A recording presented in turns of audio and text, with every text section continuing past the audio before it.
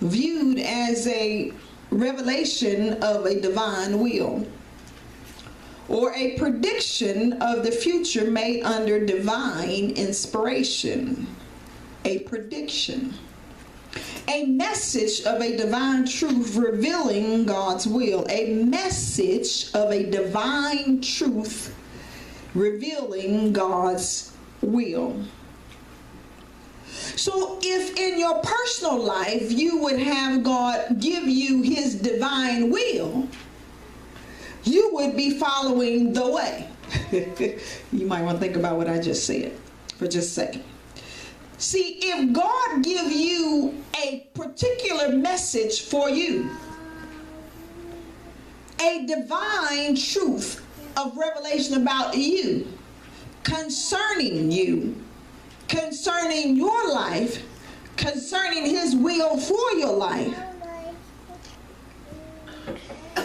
then now that affects you. We have been on spirit, soul, and body, and we've been on finances to increase.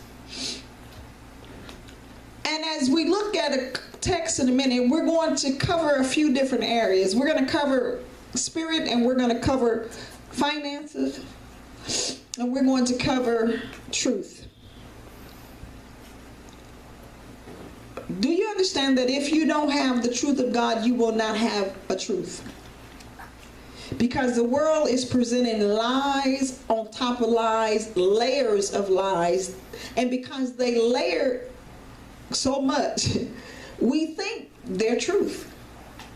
And really it's just layer upon layer of more deception. And so tonight, God says, what is prophecy?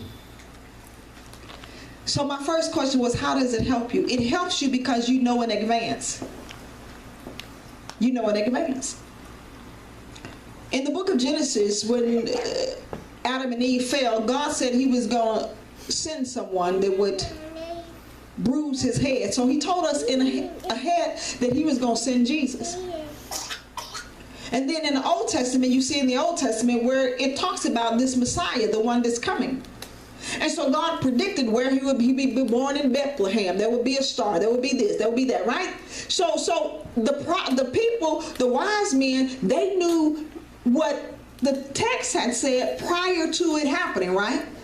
Because it was prophesied prior to. Correct? The Bible clearly tells us that God sets the end before the beginning. It's already worked out. He already knows the end. You're trying to figure out the end. He already knows the end. So it helps you because he'll tell you in advance of what's happening. As we look at prophecy concerning where we are right now, God has already told us everything that's going to happen in this earth. All the good, all the bad, all the ugly. Everything that's happening in this earth right now, God has already told us. We don't have to be surprised about anything. And I was looking in the book of Revelations, and I've been reading it over and over and over and over and over again. I told y'all to read the book of Revelation. Did anybody read it? You did. Okay. Well, I ain't done, but I'm reading. I'm still reading. Okay. I told everybody, just go ahead and read the whole book. Read the book. And I've been reading it, and I've been rereading it, and I'm reading it, and I'm rereading it. And he talks about this cup of sin, of iniquity being full. I was watching the news. I watched the news. I was watching the news, and the football player, I don't know his name, that decided he gonna come into the NFL, maybe be drafted or whatever, and he was saying that he was coming out. Oh, yeah. He was coming out with his sexual preferences. And my heart just began to crack, and my stomach began to shake.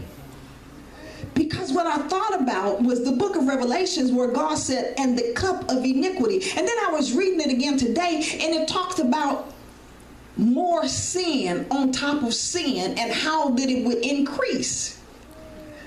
And then he said, not only would the sin increase, but he said something about the believer. He said, and the good would be gooder or better.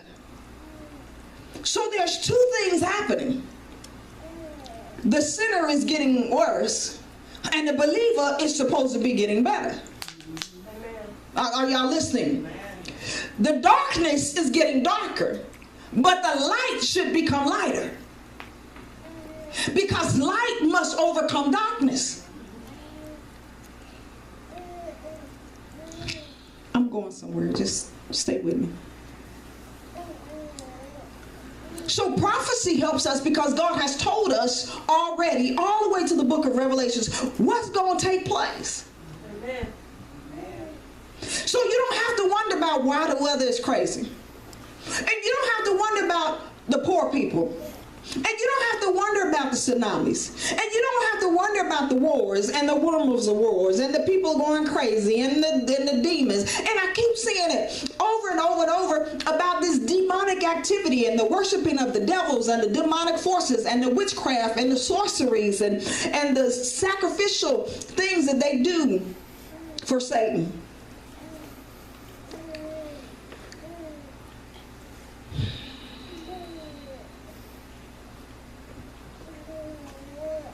And then how does prophecy keep you safe? One of the ways that it can keep you safe is because, again, you know in advance. See, if you know in advance, you can have peace about something because you already know it's coming to pass. See, the thing about prophecy, it is supposed to give you peace. See, at the beginning of Revelation, it says he blessed those that read it. And you think once you read it, I don't feel blessed.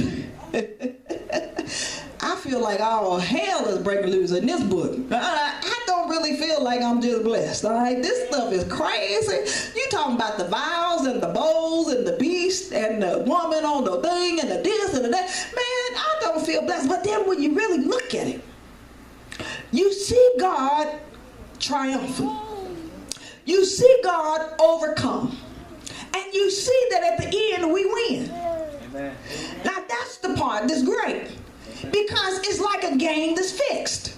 Even though the score looks really bad, the game is still fixed.